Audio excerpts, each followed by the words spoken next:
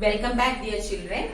Now we will move to the measurement of atmospheric pressure. Okay, atmospheric pressure is measured using a device called barometer. Okay, barometer is used in order to measure atmospheric pressure.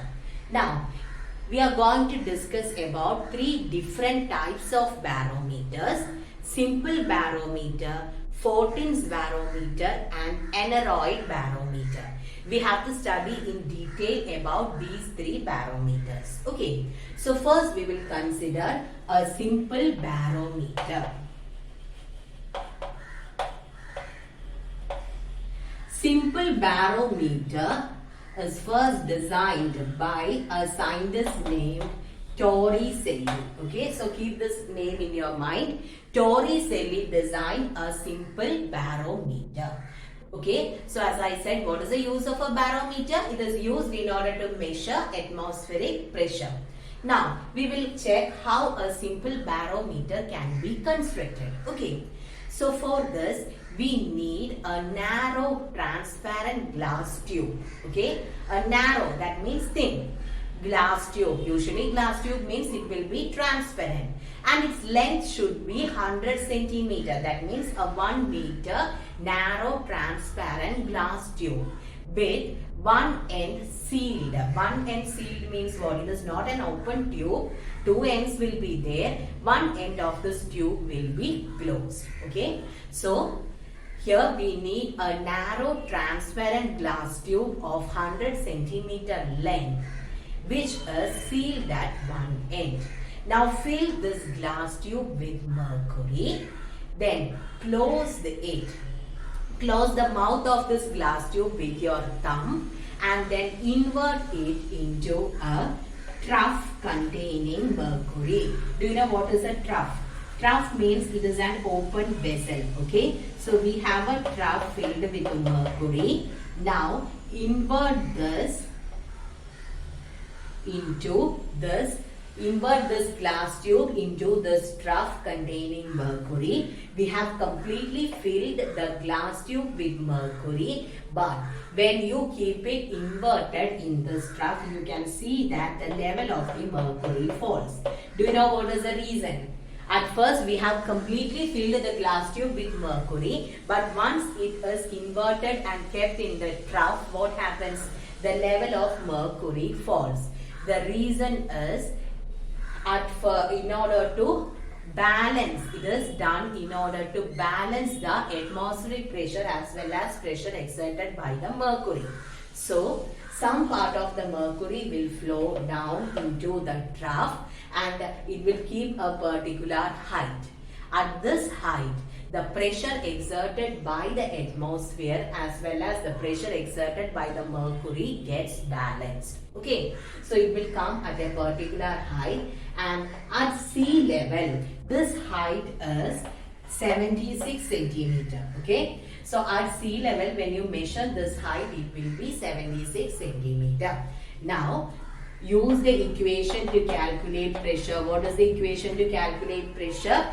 HdG or HrOG. How much is the height? If it is at sea level, the height will be 76 centimeter. That means 0.76 meter. It will vary at different heights. Then density. Here we have taken mercury. Density of mercury is 13.6 or 13,600 kilogram per meter cube. This is the density of mercury. Okay, 13,600. Now G. What is the value of acceleration due to gravity? 9.8 or 10, isn't it? Now, when you give all these values, when we substitute, pressure is height is 76 centimeter. Since I am taking it in SI system, it is 0.76 meter. Density of mercury is 13,600. Actual value of G is 9.8. When you give all these values, you will get it as 1.01 into 10 raised to 5 Pascal. 1.01, that is why usually we are saying that the pressure at sea level is 10 raised to 5 Pascal. Clear? So, we have discussed about a simple barometer which was designed by the scientist Torricelli. So we have a narrow transparent glass tube of 1 meter length which is sealed at one end. Then fill this tube with mercury, close it with your thumb. Actually it is dangerous to close it with the thumb, okay, because mercury is highly poisonous. Don't touch mercury. So close it and then invert it and keep it in a trough containing water.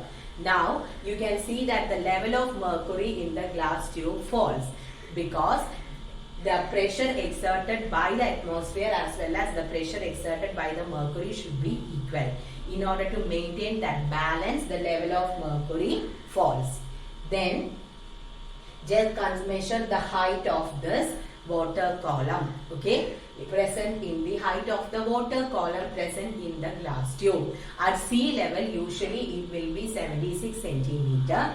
Density of mercury is 13.6 gram per centimeter cube or 13,600 kilogram per meter cube. Acceleration due to gravity on Earth's surface is 9.8 meter per second square. So when we substitute all these values, the pressure will be obtained as 1.01 into 10 raised to 5 Pascal.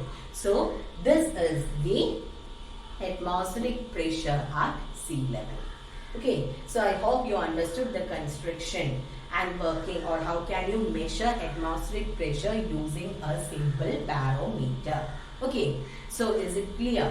Now the next one is about the advantages of using mercury as the barometric liquid. So in the trough as well as in the glass tube, we have taken mercury. So why are we using mercury? Why can't we use water instead of that? Okay, so there are certain advantages for using mercury as the barometric liquid. So we will check what are the advantages. Okay, first one, when we consider mercury, its density is high. I told you density of mercury is 13.6 or 13,600 in SI system. So it's so high compared to that of water. Since density is high, the height of the mercury column, that is the height of the tube which we take, should be just 1 meter long. If instead of that, if you are taking water, the height of the tube should be nearly 10 or 11 meter length. Okay, because density of water is very less compared with that of mercury. For water, density is 1 gram per centimeter cube, but for mercury it is 13.6 gram per centimeter cube. Since the density of mercury is so high compared to that of water, what happens? We have to take only a tube of 1 meter length. If it was water, it should be 10 or 11 meter length tube.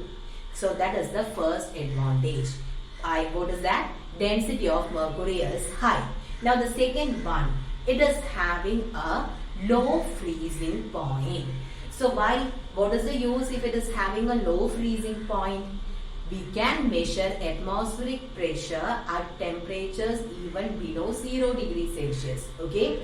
Since mercury is having low freezing point, the atmospheric pressure at temperatures even below 0 degrees Celsius can be measured.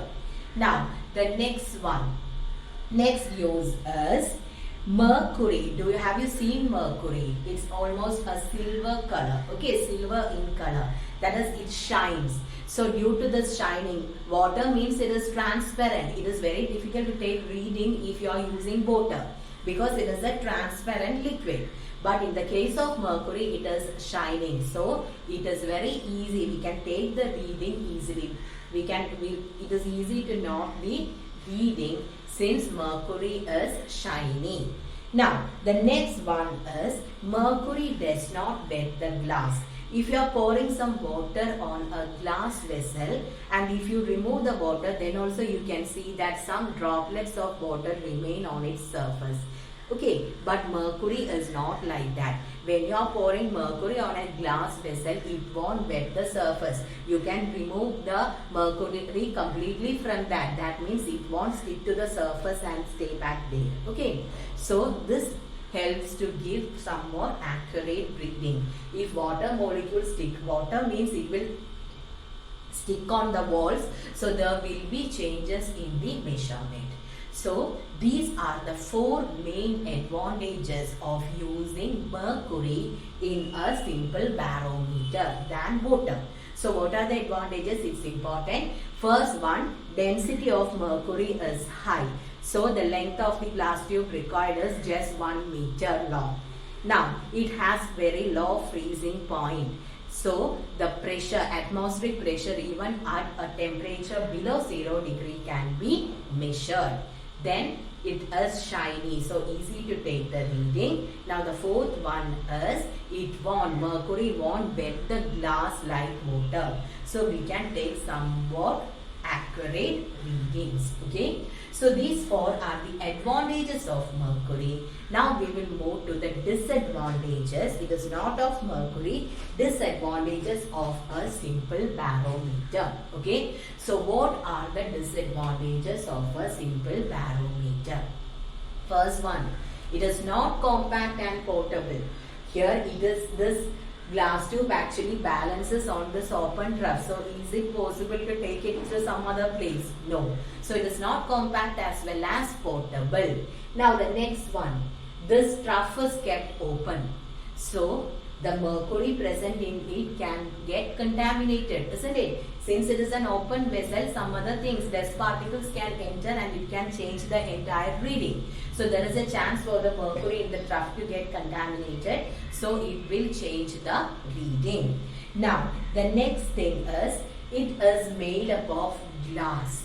So there is a glass, means it is where high risk is there in using glass. Why? It will break easily, isn't it? Then the next one is, here we cannot fix a scale. Okay, a scale cannot be fixed on it. I told you we have to take the height of the mercury in this. With that height we will be calculating the atmospheric pressure, but here we have to use a scale and we have to take the measurement. We cannot use a calibrated glass tube, or we cannot fix a scale there. The reason is, the level of mercury will be different in different regions based on the atmospheric pressure. So when we are keeping a scale, there will be a 0 marking, and from that 0 marking we will be taking the readings, isn't it? So here when you simply keep a scale, there will be changes in that 0 marking. Okay, 0 marking, actually all the readings we will start it from 0 marking. So in this case, since the level of mercury, height of mercury changes from place to place, simply if you keep a scale there, you cannot take the reading. So these are the 4 disadvantages of a simple barometer.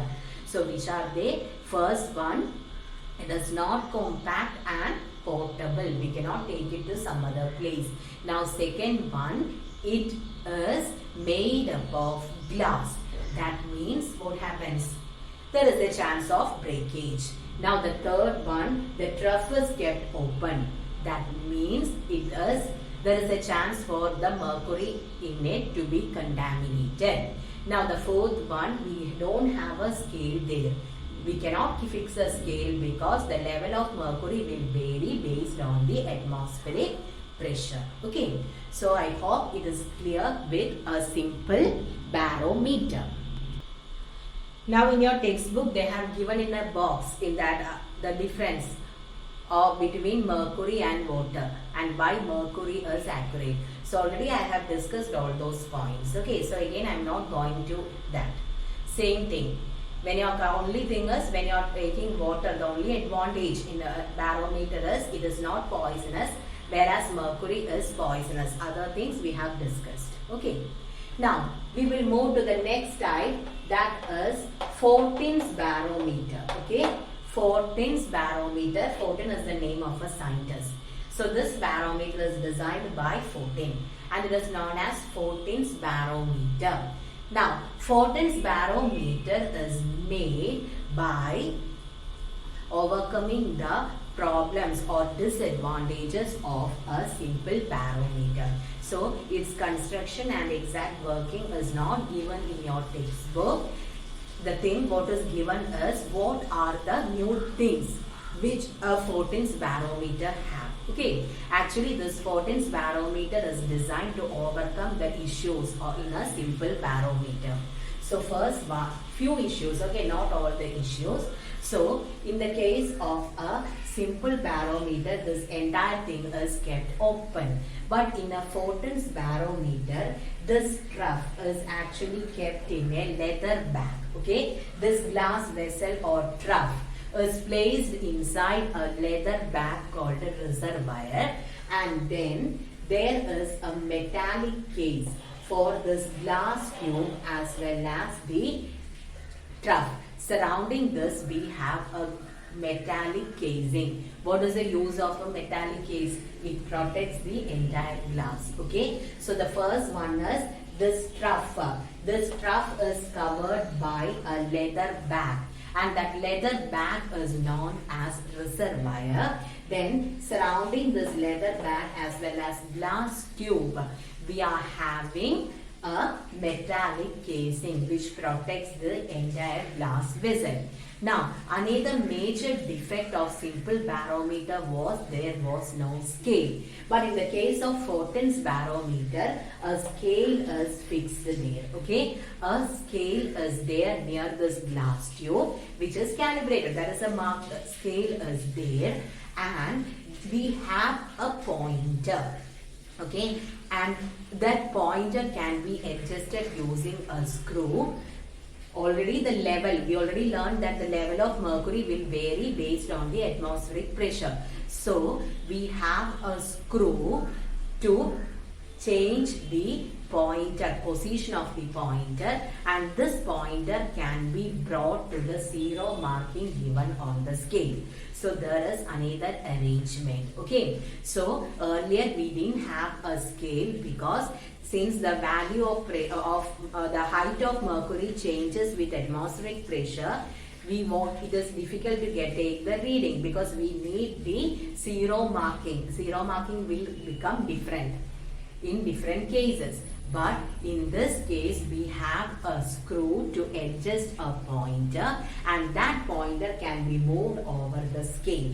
Okay, so these are the advantages in the case of a Fortin's barometer. Okay, so the structure as well as working is not there. Only thing is you should know what are the changes in a Fortin's barometer when compared with a simple barometer. So leather bag surrounding the trough, then a metal casing, then we have a scale, and a pointer runs or moves over the scale, and a screw is there in order to move the pointer on the scale so that we can take the reading easily. Okay, now about the advantages. This Fortin's barometer will give more accurate readings than a simple barometer. Okay, so the accuracy is more, and the next one is here the entire thing, that is the trough is placed in a leather bag, and again we have a metal casing. That means it is not kept open. So there is now chance for the mercury to get contaminated. Okay, so when you consider the advantages, 2 points are given there. Which are they? First one is it will give more accurate readings. Next one, the trough is not kept open, so the mercury present inside the trough won't get contaminated. Now about the disadvantages, actually it is expensive. Okay, one thing is it is expensive, then it contains a large amount of mercury which is highly poisonous. So when it breaks, it is not like a simple barometer, much mercury is there. So when it breaks, it will be difficult because mercury is highly poisonous.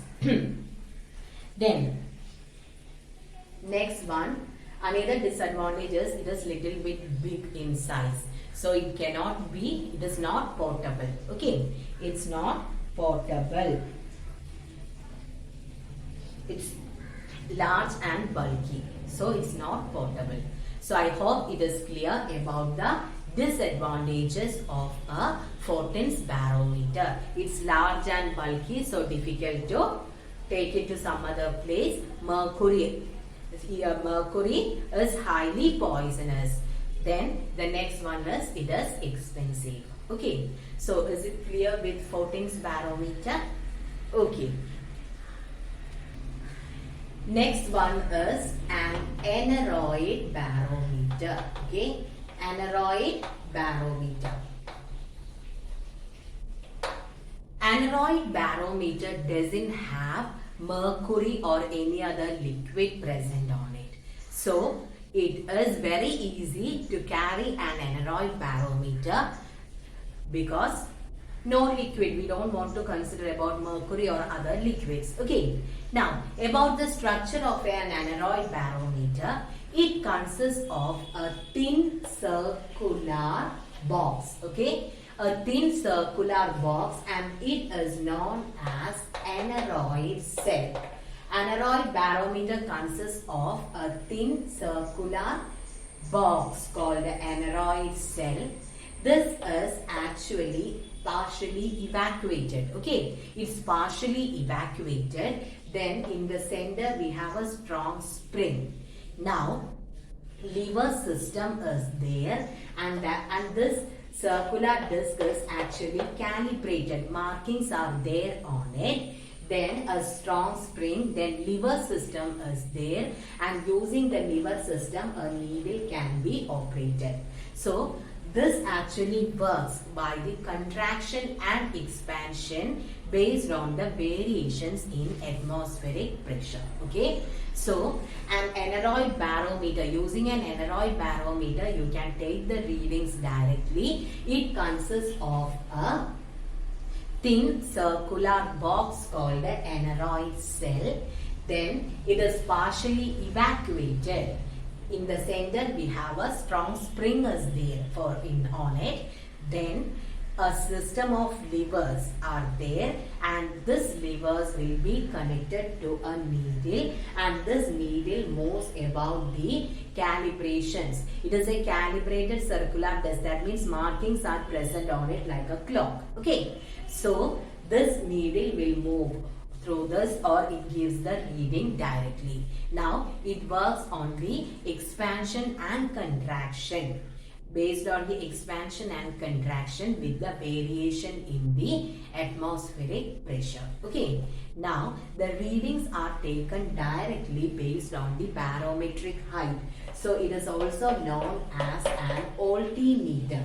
Altitude. Based on the barometric height, there will be differences in the atmospheric pressure, isn't it? So based on the barometric height, the atmospheric pressure varies, and these can be taken or measured directly using an aneroid barometer. So this aneroid barometer is also known as an altimeter.